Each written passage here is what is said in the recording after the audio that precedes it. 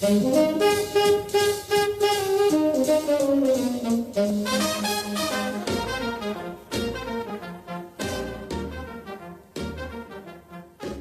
podcast is an invitation to feel and experience the souls of famous old Hollywood homes and to have an in-depth journey to the areas where they're located through interviews with longtime residents. Either you're a fan of old Hollywood in Los Angeles, planning to have a vacation, or, an even bigger step, considering a certain area for your future home. This is your opportunity to receive valuable information and insightful advice you won't find anywhere else. Hello, and welcome to my podcast. Are you in the mood for California? Today we'll feel and experience Los Angeles comedy scene, featuring an interview with incredible Billy Riback. Coming here, you're surrounded by talent. I love talent. This is why I went into this crazy show business world, because I love being entertained. I like laughing. I like crying when it's appropriate, not when it's not appropriate.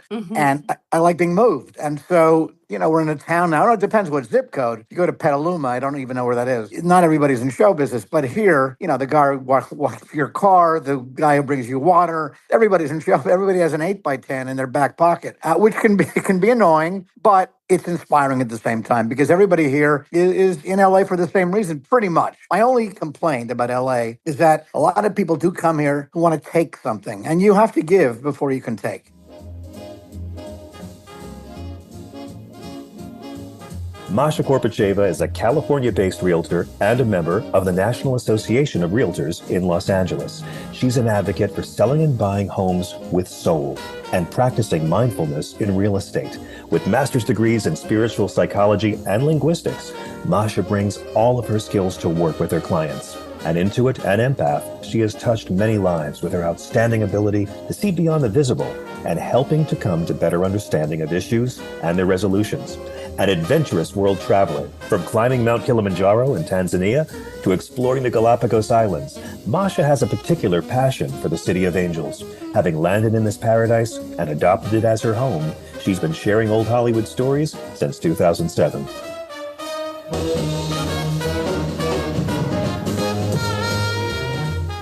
In the mood for California, feel the soul of old Hollywood.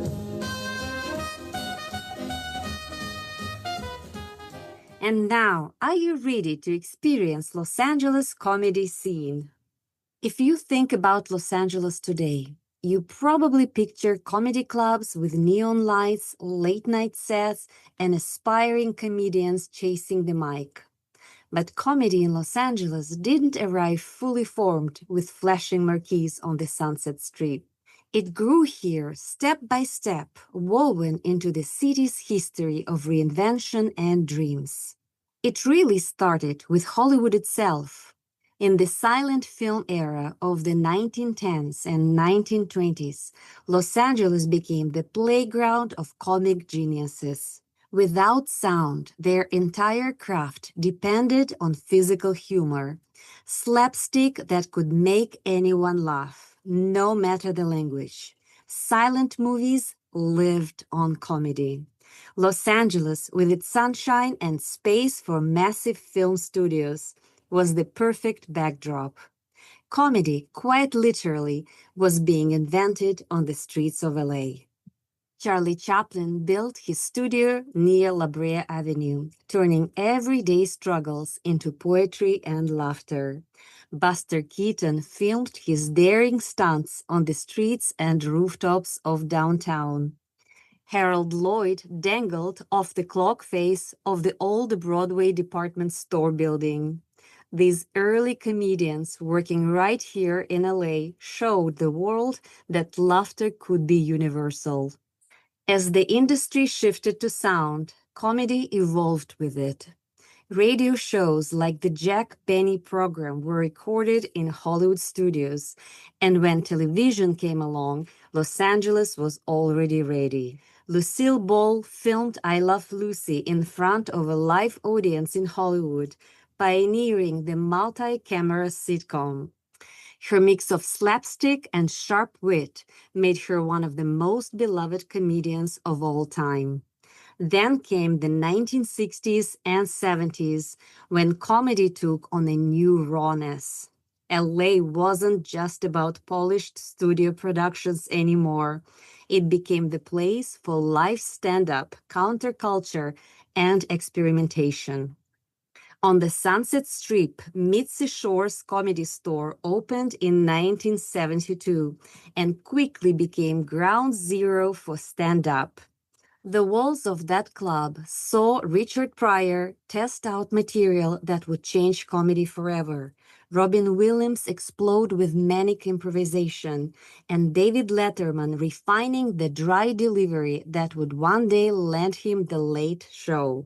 Across town, Bud Friedman's improv was just as vital, offering another stage for rising comics. And then there were Cheech and Chong. Cheech Marin and Tommy Chong tapped directly into the city's counterculture.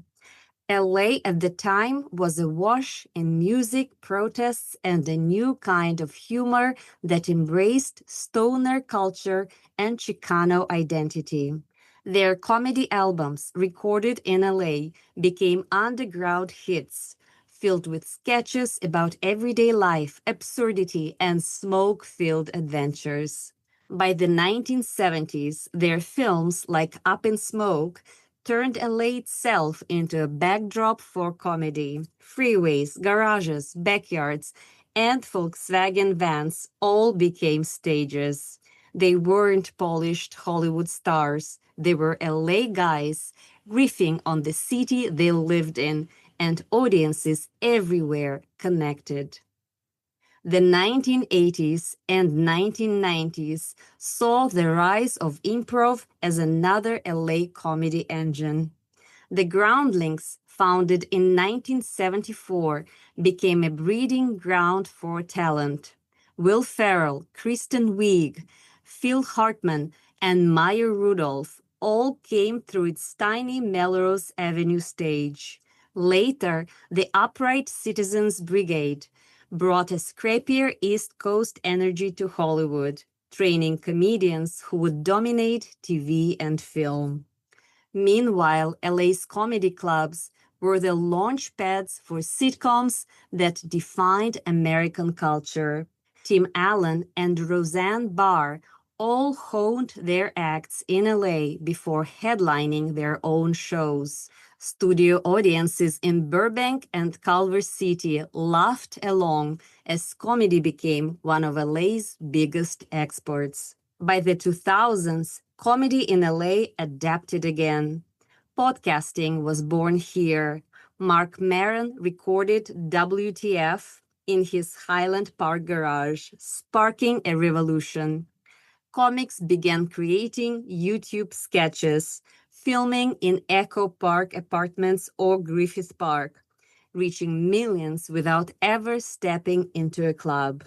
And today, Los Angeles comedy is everywhere. Polished Netflix specials filmed at the Ace Hotel or the Wiltern, intimate shows in the back of bookstores in Los Feliz, outdoor mics in Highland Park yards, and of course, the Comedy Store and Laugh Factory still glowing on Sunset. What makes LA's comedy history special is that it has always mirrored the city itself, a place of reinvention, experimentation, and dreams. From Chaplin's tramp wandering the streets to Cheech and Chong's stoned adventures on Sunset, to a young comic testing out 3 minutes at an open mic in Silver Lake. It's all part of the same story. Los Angeles as the city where laughter, like stardom, is always just around the corner. And here we are. Welcome to Los Angeles. It's so amazing to have Billy Riback here with me. Billy Riback, born in Montreal, Canada, is a veteran comedian, writer, and producer whose career spans stand-up, hit sitcoms, and family television. After moving from Montreal to Los Angeles, he built a reputation as both a sharp comedy writer and a trusted producer.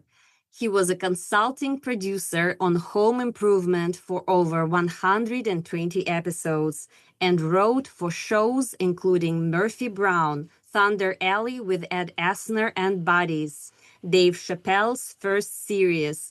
For Disney Channel, he worked on The Sweet Life of Zack and Cody, The Sweet Life on Deck, Hannah Montana, and Wizards of Waverly Place, shaping the humor of a new generation. As a stand-up, Billy appeared on television more than 50 times and spent 15 years teaching comedy to children ages 5 to 15. Today, he runs Waiting for Good Dough, a production company with 28 comedy films and 12 pilots in development, dedicated to creating family-friendly, escapist comedy for TV and your, hopefully phone-free, friendly neighborhood theater. Today, Billy will share his view of Los Angeles and how moving here transformed his creative outlook. Hello, Billy. Hey, how are you? I'm great. How are you? So wonderful to have you as my guest. Much appreciated, and I'm very happy to be your guest. Oh, wonderful, wonderful. Well, Billy, you grew up in Montreal. I did. It's quite different from Los Angeles. Who told you that? Wait a minute. Yeah. Yes, it is. Yes, it is. Well, the minimum, they speak a different language there mostly, so. They do, but I speak it too, so I got along. I was good. Okay, great. So what did it feel like moving to Los Angeles, and how did that change shape your creative outlook? Well, it's a great question. Actually, I went to New York before I came to LA. So that was really good preparation because, as they say, if you make it there, you make it anywhere. By the way, Yes. maybe. It's good in a song. But New York was really good preparation for LA because the weather is very difficult and it's crowded and it's loud and it's nutty. So coming to LA was actually, I'm not going to say it was easy, but compared to New York, it's just a much freer lifestyle here, as you know. And compared to Montreal, it's a very different world. It's a very different world, but I feel so creative when I'm here. Not that I don't in Montreal, because all my family and friends are still there. But coming here, you're surrounded by talent. I love talent. This is why I went into this crazy show business world, because I love being entertained. I like laughing. I like crying when it's appropriate, not when it's not appropriate. Mhm. And I like being moved. And so, we're in a town now. It depends what zip code. You go to Petaluma, I don't even know where that is. Not everybody's in show business, but here, the guy who walks your car, the guy who brings you water, everybody's in show. Everybody has an 8x10 in their back pocket, which can be annoying, but it's inspiring at the same time because everybody here is in LA for the same reason, pretty much. My only complaint about LA is that a lot of people do come here who want to take something, and you have to give before you can take. Mm-hmm. Coming to LA, you're not owed anything. People come here and think that they have the right to call themselves a superstar because they're in LA because they were the prettiest girl in, Enid, Oklahoma. But then they come here and all the prettiest girls from every little town are here. So you actually have to do the work. And same with guys. You could be the funniest guy in Racine, Wisconsin, if that's where Racine is. I think it is. And then you come here and you're surrounded by 9 billion funny guys. So everybody has to work even harder than they thought. They thought coming to LA, automatically they would be a superstar in an hour and a half. It just doesn't work like that. You have to do a lot of work. And by the way, the work never stops. If you think that you've achieved something, maybe, but you have to keep going because once you stop, it's like sharks. They stop, they die. It's the same thing in LA. You really can't stop because no matter how on top of the world you think you are, somebody's coming along in an hour and a half from a little town on a bus ready to take your place, and you have to keep that in mind all the time. So I come here and I'm inspired all the time. I will tell you that living in New York did prepare me for that because New York is such a creative font. It's amazing. You're surrounded by so much humanity and some inhumanity, but you always feel energized. And so the thing about LA is you do have to create a little bit on your own. Even though you're surrounded by it, you have to deep inside and find the wherewithal to keep going because there's one of my favorite words, and it's a horrible word, is Schadenfreude, German word. I'm sure you know it, deriving pleasure from the misery of others. And unfortunately, in LA, there's a lot of that. There's just a lot of it. I ran into a friend last night, somebody I haven't seen in a long time, named Bonnie Morgan. Beautiful girl. She's a contortionist. She's made her living getting into a box and getting out of it, which is a great metaphor for Los Angeles. But Yes. she's brilliant at acrobatics and all that kind of thing. Anyway, I hadn't seen her in many, many years. I had met her when she guest starred on a television show that I was writing and producing. And she's really a great girl. And I had told her if she ever had any ideas to send them to me. And she said, sure. So I see her last night. I haven't seen her in 15 years. And she tells me that she wrote a treatment for a TV show that she thought was real interesting and different and funny because she's very, very funny.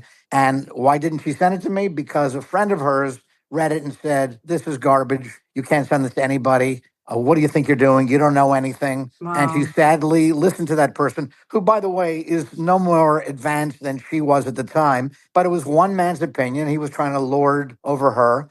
And it was very sad. There was no reason he should have done that. I mean, she wanted to send it to me. I knew her a little bit, and I would have been honest with her. I never would have been that harsh with her. I would have said, maybe it needs more work or whatever I might have said. But I would not have said, what do you think you're doing? You're insane. Stop it. And I find that, unfortunately, to be, if not pandemic, which is a bad word to use for anything now, but it's around LA. Yes. And that's sad to me because no one's dream should be shattered by one human being or by anybody, by the way. If you have a dream and you're here to pursue it and do the work, then pursue it. And don't let one person stop you because that's cuckoo time. And I was very sad when she told me that last night, and so was she. So that's one of the things that I encountered here. Not that it didn't exist in New York, but in New York it was different. You saw it coming a mile away. Here it can sneak up on you. That's the difference. Yes, yes. Oh my God. And, such a deep observation that you shared that Los Angeles is a city that challenges you in so many ways, and you truly first need to give before taking.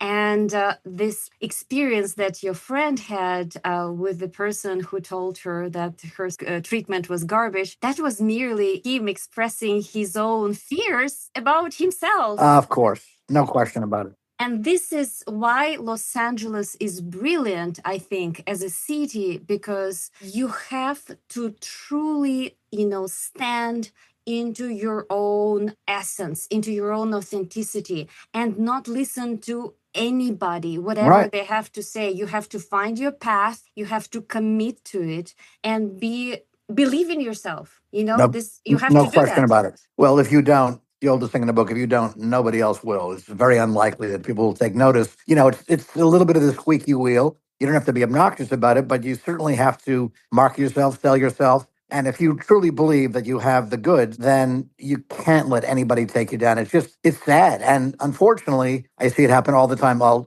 be honest with you, because I've really nothing to hide. I've had a fairly good career. And even if I hadn't, I would still be honest with you. But I was told very early on, by the owner of the Comedy Store named Mitzi Short, who's a legend. And she told me, first time she saw me perform, she said, you have no comic look, no comic attitude, no comic funny bone. If I were you, I would quit show business tomorrow. Those were her, I remember this verbatim, believe me, you don't forget that. And that's exactly what she said to me. And it was crushing. But because I'm me, whatever that means, I had a very strong father and very supportive parents and always believed in myself. I did not let that crush my dreams. I can promise you, she said that to a million people, maybe the next Woody Allen, maybe the next Mel Brooks. Who knows? We don't know. But if she said it to me, I'm not the only person. I know for a fact she said the same thing to Gary Shandling. He had a pretty good career. But she said that to me, and it was based on nothing. I found out that she hardly watched me. She was being by 19 other comedians who were at her table trying to win favor. She'd hardly watched me. But that's what she said. And, of course it hurt in the moment. It was horrible. But I did get revenge years later. I was working on a show called Home Improvement, and things were going, pretty well. And one day, Mitzi called the show asking for me. And I was stunned because I hadn't seen her since that night, probably, well, it had to be 12, 13 years prior. And so I took her call and she said, we're really proud of you here at the Comedy Store. It was just, I'm thinking, what is she talking? She told me to quit show business. What is she talking about? I went, oh, okay. So I just played along. And she said, her son is Pauly Shore, who had a pretty good career for a while. And she said, we were thinking and discussing, and we think you're the person to give Pauly back his career and to create a show for him and make him a star again. I went, absolutely. Of course, I was lying through every tooth I have. And maybe I may have added some teeth just to lie through them too. And I went, sure. And she said, can I take you to dinner? Well, I said, absolutely. So we went for dinner and I ate everything on the menu. And she said to me, "So you have ideas?" I said, "Mitzi, my brain is overrun with ideas." I said, "I can't even. Let me just think about it. I'll get back to you." Anyway, I never called her. She called me probably 15 times at the show. I never took her call, and she either got it or didn't. But that was my, tiny revenge. But the chutzpah, like, are you kidding me? You told me to get out of town, and now I'm the one to, save your son's career. You've got to be kidding me. But that can happen. And if I were any weaker, and I'm not weak, I would have quit Yes. because she was the queen of comedy in LA at that time. And she said, "I have no comic attitude and no comic funny bone. You can't tell me I have no comic funny bone. I know I have that. I'm not very cocky at all. But one thing I Yes. know I have is a funny bone, and it's been proven, thank God, many, many times. But still, I was a young boy. I was 23, maybe 24 years old. Hearing this from the Queen of Comedy, I could have just gotten on a bus the next day, but I didn't, thank God. Amazing. Thank God, Billy. And what advice would you actually give to aspiring comedians and writers who are trying to find their own comedic voice in today's pretty fragmented, fast-paced entertainment world? Sure. Well, first of all, take a page from my very small book and don't let anybody tear you down because that's not going to help. If you're here for a reason. And, one person's opinion is one person's opinion. It's not a Gallup poll, that's for sure. Gallup polls don't work with one person. So my advice really is to read. Remember that word read? You get a book and you turn pages Yes, and then you yes. get to the end and you go, that was great. I learned something. So read everything you can about the subject you're interested in. Before I ever, you don't know, my two least favorite words in English language, before I ever came to New York and I ever left Montreal, I had read every book I could find on comedy, not necessarily knowing that that's what I was going to do with my life, but I knew that was a passion. I knew that was my muse. If I actually know, most people don't have a muse. I didn't even know what muse meant when I was 14, 15, 16, but I knew that it spoke to me. And so I really peppered my brain with as much information as I could about everything to do with what I knew I loved. And I would advise anybody to do the same. People have cell phones now, and everything that's ever happened since the beginning of time is in their phone. But you have to hit the right buttons and have the interest and be curious enough to find out. And so before you do anything, find out everything about the subject you're interested in. You should know all the greats that went before you, everything, of course, going on now. But I hate using cliches, but we are standing on the shoulders of the greats and the giants. And we have to recognize that. There is nothing new. It's just our point of view may change, but the subjects are the same. We still care about environment and politics and wealth and the separation between wealth and no wealth and relationships and love and hate and death. All those, they're all the same topic, but it's how you filter them through your brain. Well, if you read about everybody else who went before you and how they filtered it, you're going to finally shape your own point of view because the key is to be original. You don't want to copy. You don't want to copy, but you can be influenced by. I mean, Johnny Carson has said many, many times he's influenced by Jack Benny, by Jackie Gleason. He had so many. Steve Allen who went before him on the Tonight Show. He was influenced by, and he acknowledged that. Jonathan Winters was somebody else who influenced him, and there's nothing to be ashamed of for that. But Yes. I've met people who are beginning in the business who have done no homework at all. They think they invented show business, and it's stunning to me, and it makes me cuckoo. I go, wait a minute. Well, you're one of 70 billion people. What are you doing? I've run names by people that they don't have to know, but they damn well should know. People who went before, and they don't. They just don't. And they're not. The thing that I think is missing now from the business, and just an opinion, is curiosity. Yes. You have to be curious to be creative. You should wonder why everything is and how it came to be. I love the etymology of words. I thought I met you the other day at the play Gaslight. Yes. Everybody knows the famous movie, Yes. but I never knew. I knew the gaslight came to mean trying to deceive somebody and drive them crazy and for nefarious purposes. But what I learned from watching the play was that it actually was literal because in Victorian England they didn't have electricity, of course, and all the lighting was done with gas, and they would light the gas, and that's how you got light. And in the play, in the movie, the husband is trying to drive his wife mad. He keeps lowering and raising the light to make her think she's losing her mind. And I went, oh, it's actual gaslighting. He's using the gaslight. Yes. Okay. Well, if I hadn't seen the play, I would not know that. Am I a better person for that? No.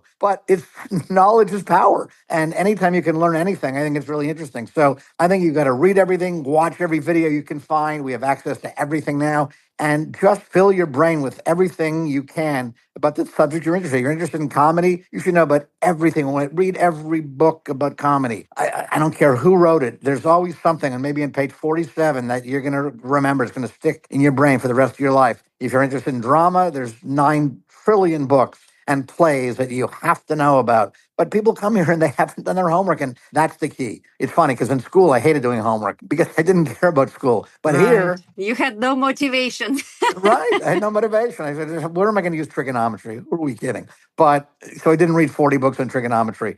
I knew who Copernicus was. That was about it, whatever. But with comedy and with show business, with theater, I love it so much. And I've read, and by the way, not every, you can never read everything, but as much as you possibly can. And at some point, your point of view will start to take shape. And it's funny. I have a friend who's done stand up. I won't say his name. You won't know his name, but he's a wonderful comedian. But he's been in the business for probably 55, maybe 60 years, believe it or not. And he still feels that he doesn't have a point of view. And he's not famous, great comedian, great joke writer, but he doesn't really think he has a point of view. And that's probably what's kept him down because he's really funny. There's no specific point of view. All the comedians that I've loved, they had a point of view. The world was different through their eyes and their brain. And to cultivate that, I'm talking about my life as a comic. I only did that 19 years. I've been writing for much longer than that. But even when I wrote for other comedians, and I did that a lot to kind of support myself, so I didn't have to go, would you like fries with that? Mm-hmm. Once the comedian had a point of view that I could discern, writing for them was easy. If it was just a comic who wanted to say some funny things, I could do that, but it was much more difficult. The point of view is really everything. Right. And that's what you should try to cultivate by experiencing 9 billion different points of view and then finally settling on one that you think I can call that my own. Very, very true. I couldn't agree with you more. And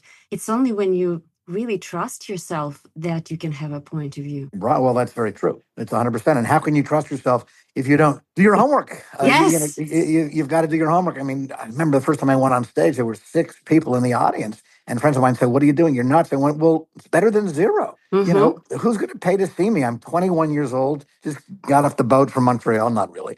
And nobody knows who I am. My family barely knows who I am. And so 6 people. All right, it's 6 more than are in my bathroom, I hope. There's 7 people in my bathroom. I'm living in a very weird house. So it was fine. I mean, I bombed, but I would always say that you can't really bomb with, 6 people in an audience. You can only make 6 people laugh as hard as 6 people can laugh. You can't make them sound like 500, obviously. But I had friends who would worry. I go, no, go on. It doesn't matter. Go on stage as much as you can for as few, of course, as many as people as possible, because you'll always learn something. I'll tell you, I learned more when I began doing stand-up comedy. I learned more going on for smaller audiences because you can take chances then. If you're performing on a Saturday night in front of 300 people and they pay $20 with a 19-drink minimum, you don't really want to take chances because you better be funny or the owner's going to get pissed. So I would take chances in front of 6 people, 9 people, 24 people, because if I didn't get laughs, it didn't really matter. It was usually late at night and they weren't going to complain because they couldn't even remember where they parked.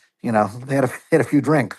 So never take an opportunity away from yourself to go on stage or to write. People complain to me all the time. I want to be a writer. I don't know what to do. I go, buy a legal pad, buy a pen, and write. I mean, it's the only way to do it is to do it.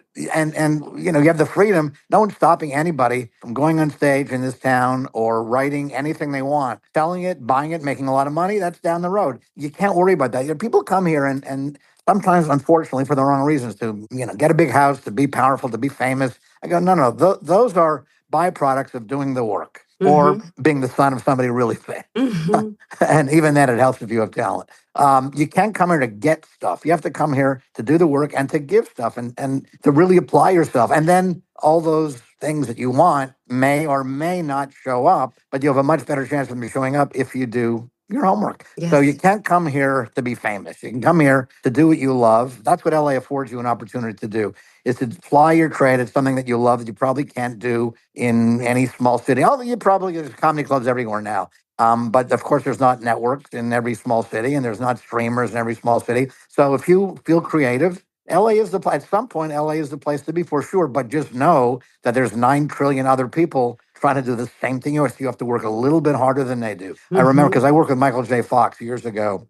So talented. And he was a short guy, probably 5'5", maybe came from Mm-hmm. Vancouver, same country as me. And he told me, his friends would say, Michael, what are you doing? You're a little guy, and how are you going to stand out? He went, well, yeah, but a lot of people in LA just sort of lying around doing absolutely nothing. He said, I step over them and I do what I want to do. I never forgot that. I went, oh, you step, okay, that's good. Not hurting anybody. He was stepping over them, going around them, because a lot of people are kind of here wasting their time. And thank God, if everybody here worked as hard as I have and as hard as everybody should, it would be a much, much harder town to be in. But there's a lot of people just, I have fencing class today. All right. Okay. Then which, may come in handy. I understand. But, you got to do if you're an actor, be in a play, be in every play you could be in. I've met so many people. I only do TV. I go, what do you mean you want to do TV? I don't see you doing TV. Get in a Mm-hmm. play, fly your craft, learn to listen on stage, because that's the key. Listening is everything. You do it for a living. So it's key in life. It's key on stage.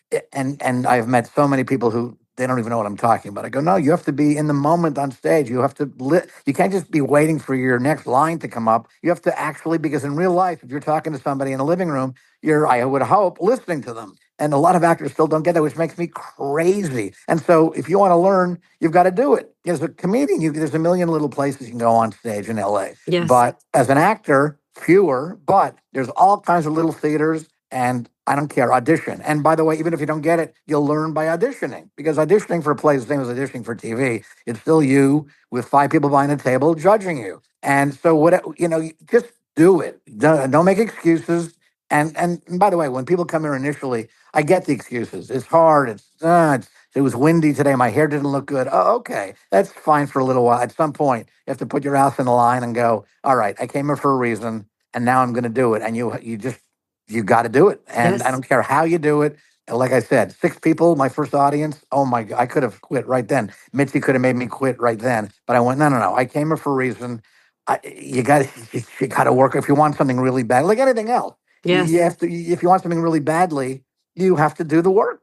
So, And Billy, you're such an amazing proof for that, because you're not only a comedian and performer, but now you also run your own production company, Waiting for Godot. I love this spin of words, like Waiting for Godot. right, And right. with 28 movies and 12 comedy pilots out there, and you have written and produced an incredible range of shows: Home Improvement, Murphy Brown, 4 Disney shows, Ask Harriet, and oh my God, so many more. So, how does your process change when you're writing an episode yourself versus guiding a show as a producer?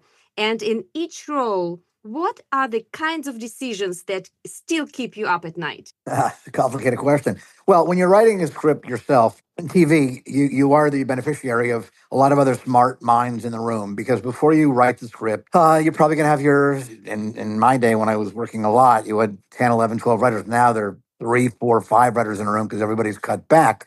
But you had people giving you input, and they call it beating out the story. So you know where each scene leads to the next scene, and ultimately what the resolution is. So for me, when I sit down to write a script, I've got input from people I respect, and all I have to do is write the dialogue. Luckily for me, because I've wrote for so many comedians and I did stand up for so long, writing jokes was never hard for me. My brain works in jokes, for whether that's good, bad, or ridiculous. That's how my brain works. So if I've created a show and the characters are, you shouldn't say so unique. Unique doesn't need a modifier, but if the characters are unique, in other words, they each have the back to point of view, filling in the blanks, writing the jokes shouldn't be that difficult, because we've already created a way they each speak and think. The oldest thing in a book is you should be able to read a script, go down the page, and if you just, without looking at the names on the script, by looking at the words, you know who said that, because nobody else in your cast could say those words, because it wouldn't make sense coming from their mouth. That's really the guideline Mm-hmm. when you're writing a script, is be true to the character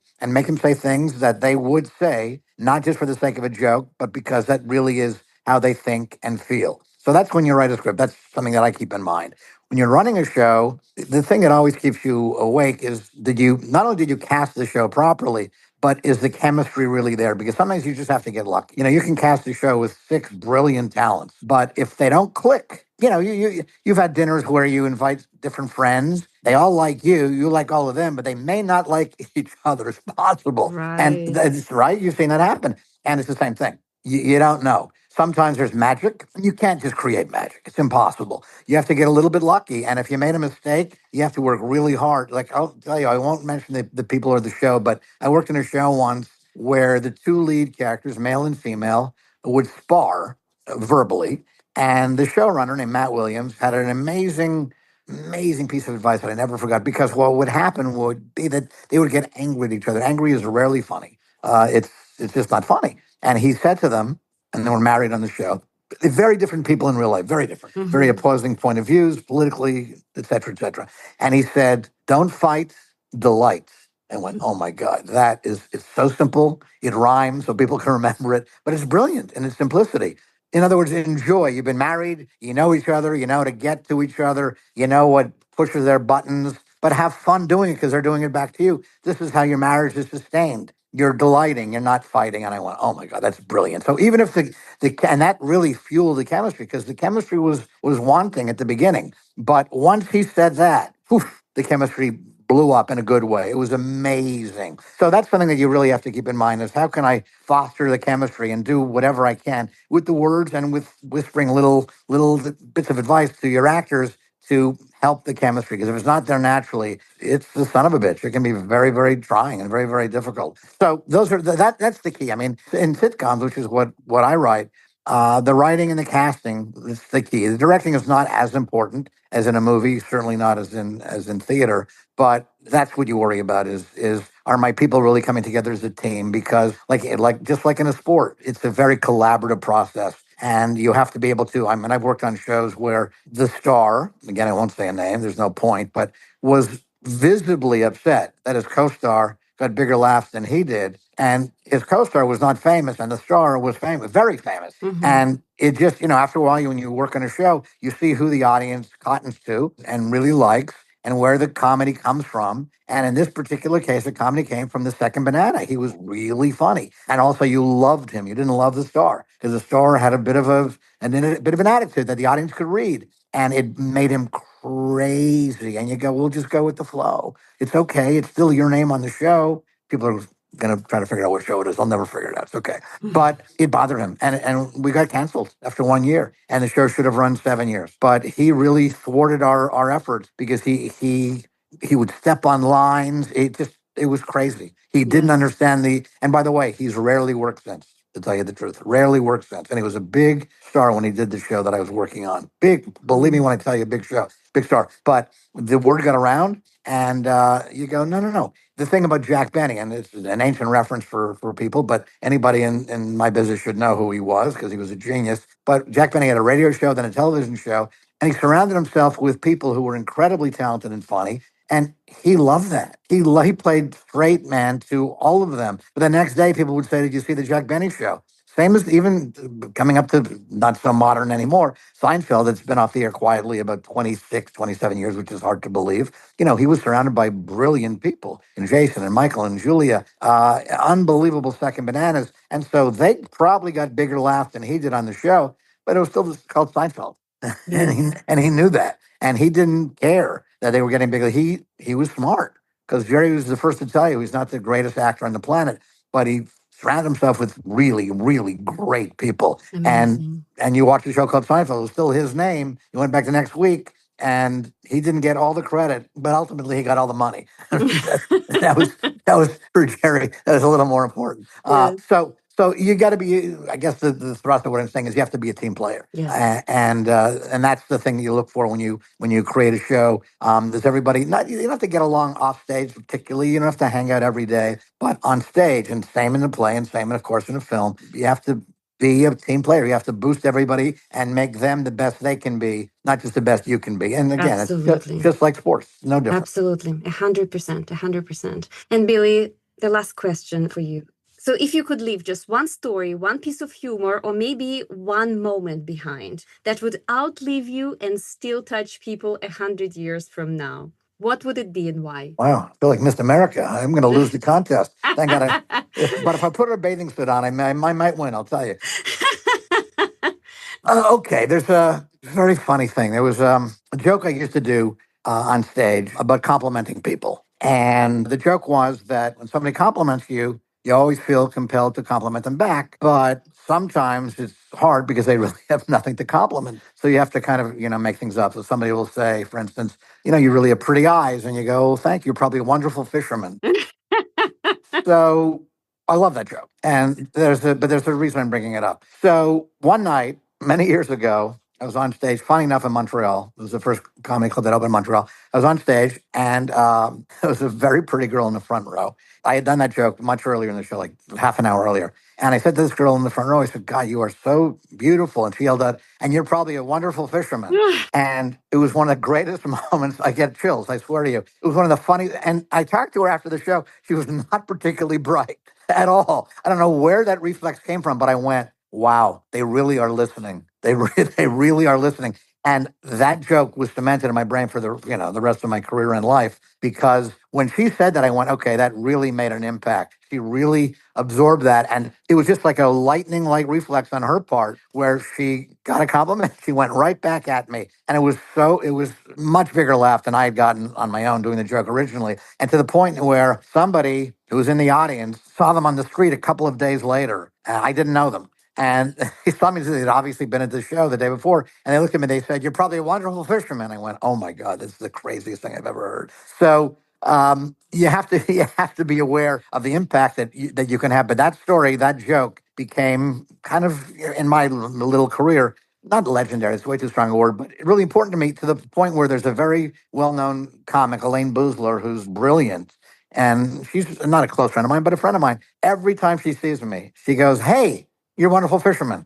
It's just kind Amazing, of become amazing. kind of a funny thing. But that girl responding, I'll never forget that. It was an unbelievable moment. And I asked her, I said, where'd you come up with that? She goes, I don't know. It just came out of my mouth. I don't know. And it was, for me, it was a tremendous moment. So there you go. Maybe she was a psychic, because that is right in line with your last name. Well, that's true. Ryback, right? Ryback? Yes, Ryback yes. at you? Riback, yes, exactly. If I was ever going to do a talk show, it was going to be called Talk Back with Riback. So there you go. Yes, You're not wrong. exactly. Amazing. Well, Billy, thank you so much for such an inspiring, such an open, and just absolutely delightful conversation. I truly, truly enjoyed having you as my guest, and I'm sure that the listeners will be able to learn so much from you. I hope. Yes, and I hope that this interview will help many comedians in the future to find their own voice and to believe in themselves, and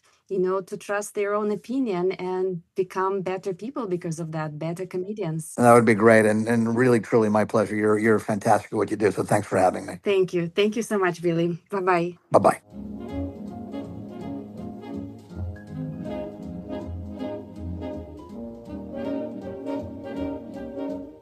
Thank you very much for tuning in to feel and experience Los Angeles comedy scene with my special guest, Billy Riback. If you enjoy my podcast, In the Mood for California, please sign up for future episodes at your preferred platform, and please leave your feedback. I really appreciate your time and support. You can also follow me on Instagram at In the Mood for California, and check out my website www.inthemoodforcalifornia.com. Next time, we'll journey from laughter to the very sound of Los Angeles. We'll explore the origins of the city's voice, discovering its tone, rhythm, and texture. So looking forward to listening to Los Angeles with you.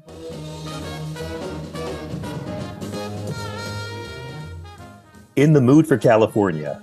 Feel the soul of Old Hollywood.